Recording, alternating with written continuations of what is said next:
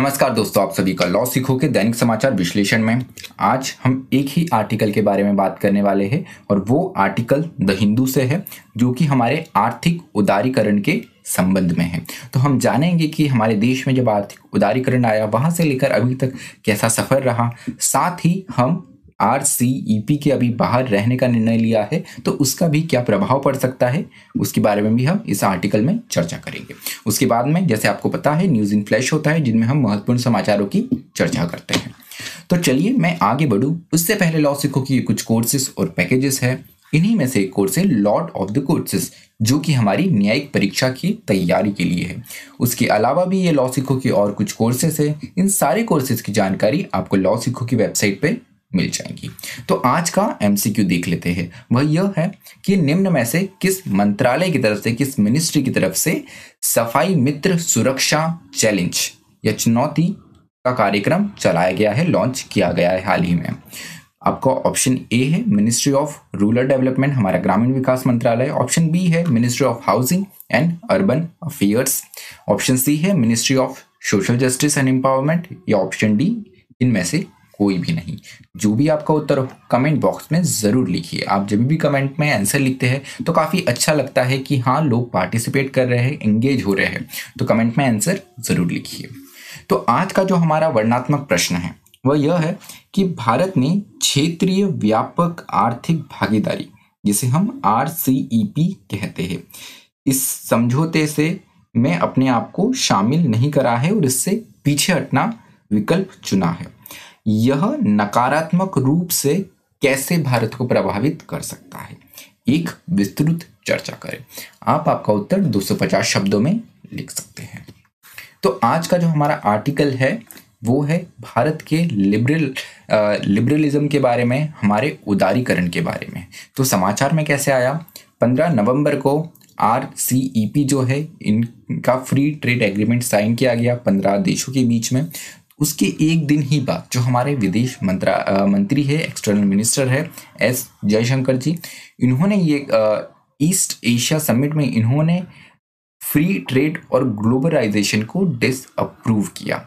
The RCEP was signed recently, जो कि 15 नवंबर को हुआ और ये 16 नवंबर को इनका कमेंट आया कि हम इससे बाहर रखना चाहते हैं और अभी हमको हमारे व्यापार को बचाना ही सबसे सही होगा और यही सबसे सही आर्थिक नीति होगी।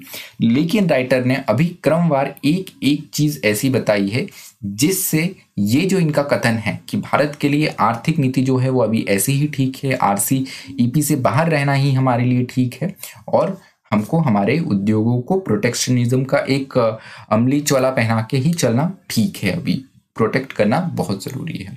तो यहाँ पे कुछ वक्रपटुता और कुछ वास्तविकता है, उनके बारे में हम जान लेंगे। तो जिसे हम रिटोरिक भी कहते हैं, रिटोरिक एंड रियलिटीज। तो सबसे पहले रिटोरिक जो है उनके कथन से जो एक सामने आता है कि India refuse to sign RCEP to protect domestic industries. तो ये माना जा रहा है, ये वक्रपटुता है कि हम हमारे जो घरेलू इंडस्ट्री उनको प्रोटेक्ट करने के लिए RCEP से हमने बाहर रखे हैं अपने आप को और हमने ये CDL साइन नहीं किया है। लेकिन अगर हम वास्तविकता में जाते हैं, राइटर बताते हैं, तो ये एक कमजोरी का साइन है। ये कोई भी एक साहसिक कदम हम इसे नहीं मान सकते हैं, ये एक कमजोरी है। अब वो कैसे? Foreign trade agreements are gateways for international trade. तो आज के समय में जब हम एक ग्लोबल विलेज अपने आप को कहते हैं कि सारी दुनिया एक गांव के समान हो गई, सब एक दूसरे से जुड़ चुके हैं, तो इंटरनेशनल ट्रेड का बहुत बड़ा महत्वपूर्ण एक स्तर आ जाता है। एक बहुत ज़रूरी होता है कि आप इंटरनेशनल ट्रेड में अपने आप को एक मजबूती से खड़े रखें। लेकिन जब तक आप फॉरेन ट्रेड एग्रीमेंट्स में भागीदारी नहीं करेंगे तो आप इंटरनेशनल ट्रेड में अपने आप को खड़ा नहीं रख पाएंगे। उसके साथ में India can not be a part of global value chain.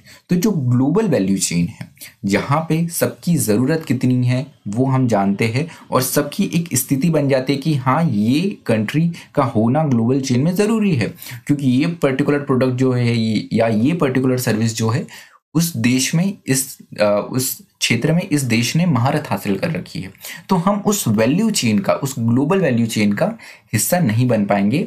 Writer ने ये एक रियलिटी बताई है। उसके साथ में जो दूसरा वक्रपटुता है वो यह है कि India has embraced the economic openness.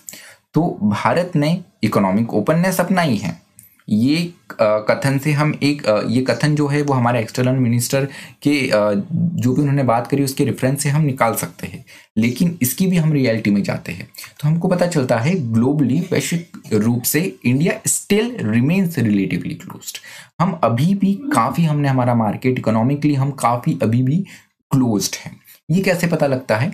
क्योंकि India most favoured nation import tariff जो है वो अभी भी 13.8% पे है।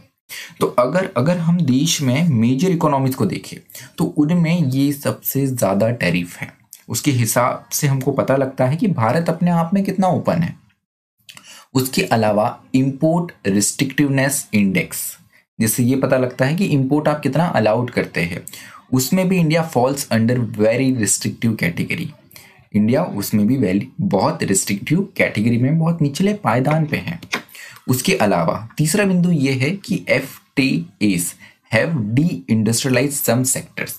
तो इन्होंने गैर उद्योगीकरण करा है कुछ पर्टिकुलर क्षेत्रों का, लेकिन इसकी भी वास्तविकता राइटर बताते हैं कि ये है contradictory to government's own assessment. तो गवर्नमेंट ने जो खुद असेसमेंट करा है वही आंकड़े उन्होंने रखे हैं और कहते हैं कि 7.1% ग्रोथ इन ट्रेड, हमको ट्रेड में 7.1% की बढ़ोतरी पिछले 5 वर्षों में देखने को मिली है।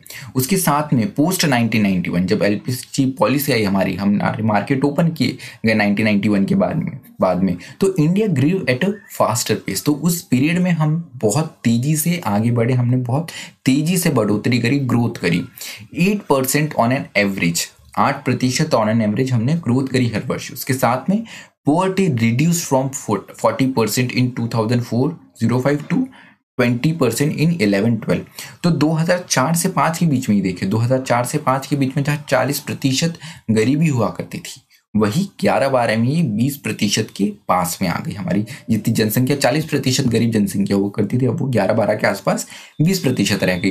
तो इसमें बहुत बड़ा रोल है, राइटर कहते हैं, इकोनॉमिक लिबरलिज्म का। तो हमारे उदारीकरण के, आर्थिक उदारीकरण का ही ये एक हमको फल मिला है। जो चौथा बिंदु है वो ये है, the past government compromise India's interest by doing business as per framework set by others. तो अभी की जो हमारी गवर्नमेंट है, जो एक्सटर्नल मिनिस्टर, उनका एक कथन ये भी था कि जो प्रीवियस गवर्नमेंट थी इन्होंने वही फ्रेमवर्क एडॉप्ट कर लिए जो हमको बाहर से मिले। तो हमारा अपना कुछ नहीं है, जो इंटरनेशनल जो दूसरों ने हमारे लिए फ्रेमवर्क तय करा हम उसी को फॉलो करते आए हैं। लेकिन अगर रियलिटी में देखें तो राइटर बताते हैं कि पिछले 6 वर्षों में भी हमने कुछ इतना बड़ा अचीव नहीं करा है। हमारी ये 15 कंट्री जो है, RCEP नेशन जो है, उन्हें ही अपने दायरे में नहीं लेकर आ पाए हैं। जैसे आसियान का ये इनिशिएटिव माना जाता है कि आसियान के जो 10 कंट्रीज थे उनका ये इनिशिएटिव था। तो हम इन 15 कंट्री, आसियान कंट्री, उसके अलावा जो 5 कंट्रीज थे उनके साथ में भी इतने अच्छे से संबंध नहीं बना पाए हैं।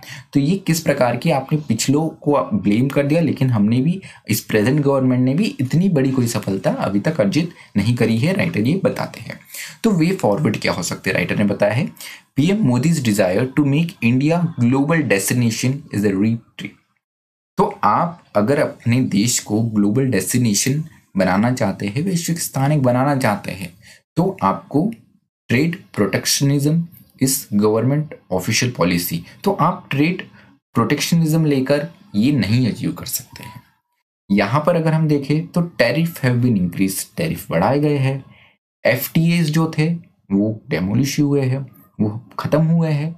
उसके साथ में हाल ही में जब हमारा आत्मनिर्भर पैकेज अनाउंस हुआ तो हमने वोकल फॉर लोकल की बात करी, जो कि इंटरनेशनल ट्रेड और वैश्वीकरण, जो ग्लोबलाइजेशन है, उसके टोटली अपोजिट है, राइटर ये बताते हैं।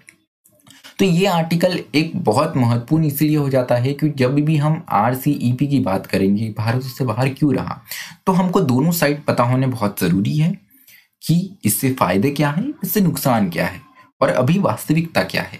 तो हमको दोनों साइड पता होना बहुत ज़रूरी है। ये आर्टिकल उसी प्रकार का था जिससे हमको ये पता लगता है कि गवर्नमेंट का ये जो कदम है, ये तो पूरा एक डिबेट चल रहा है, वाद विवाद चल रहा है कि गवर्नमेंट ने सही निर्णय लिया या गलत निर्णय लिया। तो ये पर्टिकुलर आर्टिकल जो है वो एक वन साइडेड है, उसमें ये बताता है कि ये कैसे गवर्नमेंट का एक गलत निर्णय था। तो अभी जैसे जैसे आर्टिकल्स आएंगे हम डिस्कस करते जाएंगे। हो सकता है अभी कोई और आर्टिकल भी ऐसा आता है जो इस चीज़ को फेवर करे कि RCEP से जो भारत का निर्णय है बाहर रहने का वो सही हो। तो चलिए न्यूज़ इन फ्लैश की तरफ हम बढ़ते हैं। तो आज का जो हमारा न्यूज़ इन फ्लैश है वो पहला ये है कि जो मैनुअल स्कैवेंजिंग होती है, तो गवर्नमेंट मैनुअल स्कैवेंजिंग जो एक्ट है उसमें संशोधन अमेंडमेंट लाना चाहता है। तो यहाँ पर जो अभी मैनहोल हुआ करते थे उसमें जो हमारे मैनुअल स्कैवेंजर्स है, जो सीवेज वर्कर्स है, उन्हें उतर के उसे साफ करना पड़ता था, जिसके कारण कई लोगों की उसमें जो हमारे वर्कर्स है, जो सफाई कर्मचारी है, उनकी जान चली जाती थी। तो यहाँ पर सरकार कह रही है कि हम इसको मैकेनाइज करेंगे। अब ये रोबोट या मशीन से ही साफ किया जाएगा, मनुष्य को मैनहोल में उतरने की कोई आवश्यकता नहीं रहेगी। इसीलिए कानून में हम मैनहोल हटा के हम मशीन होल इसे बना देंगे ऑफिशियल लैंग्वेज में। उसके साथ में हम 24/7 हेल्पलाइन भी लाएंगे, जो कि जहाँ पर आप रिपोर्ट कर सकते हैं कि अगर इस कानून का उल्लंघन होता है, कोई हमारा सफाई कर्मचारी मैनहोल में उतरता है, तो आप उसकी कंप्लेन भी इस हेल्पलाइन पे कर सकते हैं। तो government plans to eliminate manual scavenging by August 2021। तो अगस्त 2021 तक ये एक उद्देश्य रखा है सरकार ने कि वो मैनुअल स्कैवेंजिंग को पूरी तरीके से एलिमिनेट कर देंगी। उसके साथ में जो दूसरा हमारा समाचार है ये रुपे कार्ड से संबंध में है। तो यहाँ पर मूल रूप से तो भारत और भूटान के जो रिश्ते हैं वो और अच्छे होते हुए दिख रहे हैं। तो इसका फेज 2 जो है वो आ गया है, वो लॉन्च हो गया है। प्रधानमंत्री जी भूटान गए थे, वहां पे ही लॉन्च हुआ है। तो जो फेज 1 था उसमें रुपे कार्ड को हम भूटान में जाके, जो भारतीय लोग हैं वो भूटान में जाके यूज कर सकते हैं। लेकिन अब भूटान के जो लोग हैं वो भारत में आके, ये जो फेज 2 है इसके अंतर्गत जो भूटानी जो भूटान के जो नागरिक हैं जिनके पास में रुपे कार्ड है, वो अब भारत में आके उनका रुपे कार्ड भी यूज कर सकते हैं। तो हमारे और भूटान के हमेशा से अच्छे रिश्ते रहे हैं, हम उन्हें बहुत अच्छा मित्र, बहुत अच्छा साथी मानते हैं। तो दोनों के नागरिकों का भी एक दूसरे के यहाँ पे आना जाना और रिश्ते और अच्छे बनेंगे इस कदम से। उसके साथ में मैकेनाइज सीवर क्लीनिंग प्लान, तो जो हमारा मैनुअल स्कैवेंजिंग का कानून है अमेंड करने वाले हैं, उसके साथ में ग्राउंड रियलिटीज भी चेंज होने की बहुत ज़रूरी है। तो उसी को लेकर जो union housing and urban affair minister है, उन्होंने एक चैलेंज लॉन्च किया है जिसका नाम है सफाई मित्र सुरक्षा चैलेंज। तो इसके अंतर्गत 243 सिटीज़ में जो सेप्टिक टैंक्स है उनको क्लीन करने का काम अब मशीन करेंगे। तो जो हमारा पहला था वहाँ पे हम मैन होल को मशीन होल कर देंगे, और यहाँ पर सिर्फ मैन होल नहीं, अब सेप्टिक टैंक्स जो है 243 जो बड़ी सिटीज़ होंगी वहाँ पे भी अब ये मशीन ही साफ करेंगे, जो सीवर्स और सेप्टिक टैंक्स होते हैं। तो ये जो उद्देश्य है ये 30 अप्रैल 2021 तक पूर्ण करने की सरकार ने योजना बनाई है। तो यहाँ पर centre, state, private public partnership जो है would give funds to municipalities to buy cleaning machine. तो यहाँ पर जो म्यूनिसिपैलिटीज हैं उनको सेंटर, स्टेट और प्राइवेट पब्लिक पार्टनरशिप जो है उनके द्वारा पैसा दिया जाएगा जिससे वो ये क्लीनिंग मशीनें खरीदे। तो चलिए, जो हमारा आज का विश्लेषण है वो ये समाप्त होता है। मुझे सुनने के लिए आप सभी का धन्यवाद। इसी तरह पढ़ते रहिए, मेहनत करते रहिए।